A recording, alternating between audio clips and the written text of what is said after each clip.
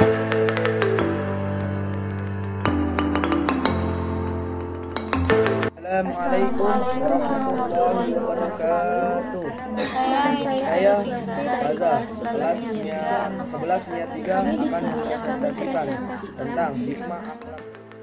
Menurut KBBI, berhias diartikan sebagai usaha memperelok diri dengan pakaian ataupun lainnya yang indah, berdandan dengan dandanan yang indah dan menarik.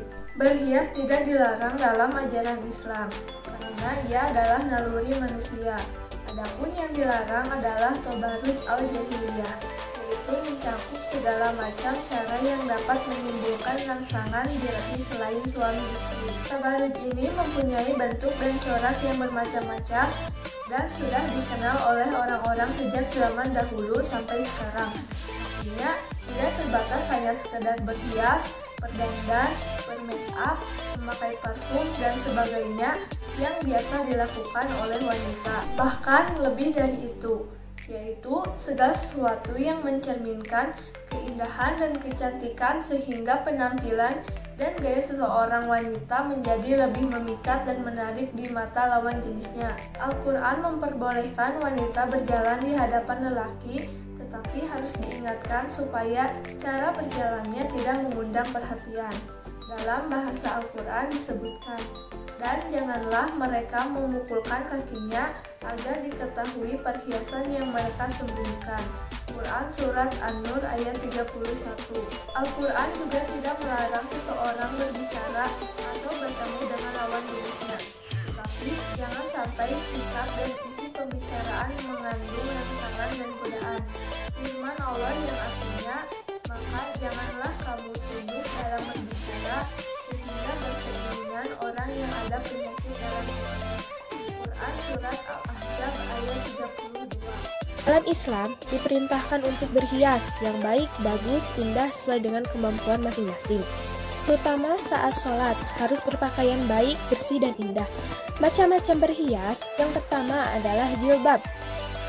Jilbab adalah salah satu pakaian yang dapat menutup salah satu aurat wanita dan menjadi hiasan diri dari pemakainya. Selain menutup aurat, dari atas kepala sampai dengan dada manusia. Dan Allah juga telah memerintahkan bagi kaum wanita untuk menutup tempat-tempat yang biasanya terbuka di bagian dada. Al-Qurtubi berkata bahwa pada masa itu, kaum wanita jika menutup kepala dengan ahrimah atau kerudung, maka kerudung itu ditarik ke belakang sehingga dada, leher, dan telinganya tidak tertutup. Maka Allah Subhanahu wa Ta'ala memerintahkan untuk menutup bagian mukanya, yaitu dada. Dalam riwayat Bukhari, Aisyah RA telah berkata, mudah-mudahan wanita yang berhijrah dirahmati Allah. Sekarang perhiasan. Nabi menganjurkan agar wanita berhias. Al-Quran tidak merinci jenis-jenis perhiasannya. Salah satu yang diperselisihkan para ulama adalah emas dan sutra sebagai perhiasan. Rasulullah SAW menegaskan dalam hadis bahwa sutra dan emas haram dipakai oleh kaum lelaki.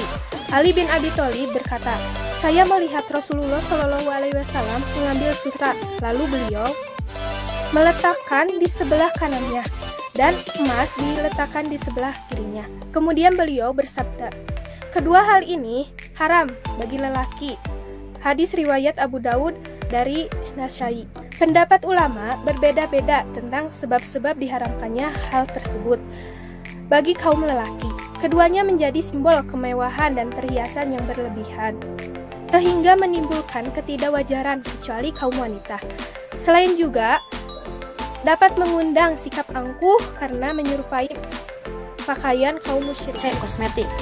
1. Wajah. Dalam kitab Al-Mu'jam Al-Wasit disebutkan bahwa humroh sebagai salah satu perhiasan wajah perempuan. Humroh adalah campuran wewangian yang digunakan perempuan untuk mengolesi wajahnya agar terlihat lebih indah warnanya.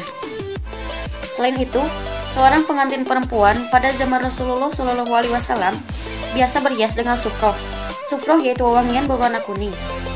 Diperbolehkan pula menggunakan celak. Hal ini sebagaimana hadis yang diterangkan oleh Ummu Athiyah yang berbunyi, kami dilarang berkabung untuk mayat lebih dari 3 hari, kecuali atas suami selama 4 bulan 10 hari. Kami tidak boleh bercelak memakai wewangian, dan memakai pakaian yang berceruk. Hadis riwayat Bukhari dan Muslim. 2 telapak tangan.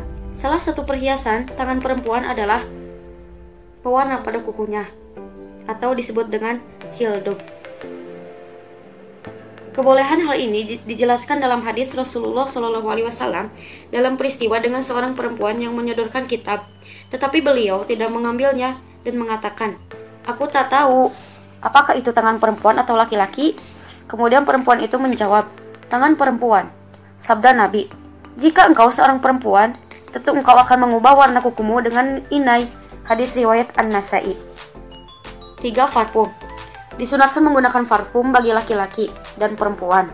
Penggunaan ini dikecualikan dalam keadaan berihram atau haji ataupun umroh, atau jika perempuan itu sedang berihdad atau berkabung atas kematian suaminya, atau jika ia berada di suatu tempat yang ada laki-laki asingnya, atau disebut dengan laki-laki bukan mahramnya. Saya akan membahas tentang bertato. Washi atau tato ialah pemberian tanda pada bagian muka, tangan, dan bagian tubuh lainnya dengan warna, dan lukisan ini termasuk perbuatan berhias yang dilarang dalam Islam. Sesungguhnya Rasulullah SAW bersabda, "Maka Allah telah melaknat atau mengutuk wanita yang memasang tato dan wanita yang meminta ditatoi, serta wanita yang menipiskan bulu alisnya dan wanita yang meruncingkan giginya supaya terlihat cantik. Hal ini termasuk ke dalam merubah ciptaan Allah Menyambung rambut. Berhias dengan menyambung rambut dinamakan Nabi sebagai bentuk kepalsuan karena supaya lebih terlihat anggun. Hal ini termasuk ke dalam bentuk larangan bagi kaum wanita karena itu termasuk ke dalam bentuk hukum muslihat. Rambut juga itu termasuk larangan dari Rasulullah SAW karena itu bentuk dari orang-orang Yahudi. Berhias bukanlah dipandang dari segi muka saja. Berhias juga bisa dilihat dari segi pakaian. Sesederhana apapun pakaian kita akan terlihat lebih istimewa ketika kita memberinya hiasan agar lebih cantik ketika kita memakainya. Terdapat rambu-rambu agar tidak melanggar syariat yang sudah ditetapkan oleh Allah. Yang ke-1 adalah niat yang lurus. Maksud dari niat yang lurus adalah niat kita berhias itu hanya karena Allah dengan rasa syukur kita dan mensyukuri apa yang telah Allah berikan terhadap kita. Yang kedua adalah dalam berhias tidak diperbolehkan menggunakan bahan-bahan yang dilarang agama, yaitu najis dan berbahaya jika kita memakainya. Yang ketiga adalah tidak boleh menggunakan hiasan yang menggunakan simbol non-muslim atau merek non-muslim, merek selain muslim. Yang keempat, tidak berlebih-lebihan. Maksud dari tidak berlebih-lebihan di sini adalah kita memakai make up, berhias itu seperlunya, tidak berlebih-lebihan. Kalau tidak berlebih-lebihan secukupnya saja. Yang kelima adalah tidak boleh berhias seperti orang jahiliyah. Jadi kita itu berhias hanya seperti orang Islam ya, tidak boleh seperti orang jahiliyah. Yang keenam adalah berhias menurut kelaziman dan kepatuhan dengan memperhatikan jenis kelamin. Maksud dari di sini adalah ketika kita berhias itu harus menyesuaikan diri seperti saya itu perempuan. Jadi menghias diri itu harus seperti perempuan, memakai kerudung. Tidak boleh, jadi intinya perempuan itu tidak boleh memakai hiasan yang sama dengan laki-laki atau yang gayanya seperti laki-laki. Begitupun laki-laki sebaliknya tidak boleh memakai pakaian yang sama juga dengan perempuan. Yang ketujuh adalah berhias bukan untuk berpoya-poya. Berhias itu hanya untuk memperindah, mempercantik kita, bukan untuk berpoya-poya. Berhias dapat menunjukkan kepribadian kita tanpa meninggalkan syariat Islam. Berhias memberikan pengaruh positif dalam berbagai aspek kehidupan. Karena berhias diniatkan untuk beribadah, maka perbuatan itu pasti direstui oleh Allah. Namun sebaliknya, apabila kita berhias hanya untuk menarik perhatian orang, untuk tergoda dan memuji kita agar kita senang, maka itu menjadi alat yang maksiat dan haram hukumnya. Lupa akan karena Allah, hanya ingin dijadikan alat pemuas diri kita, maka demikian itu hukumnya haram karena itu adalah riya.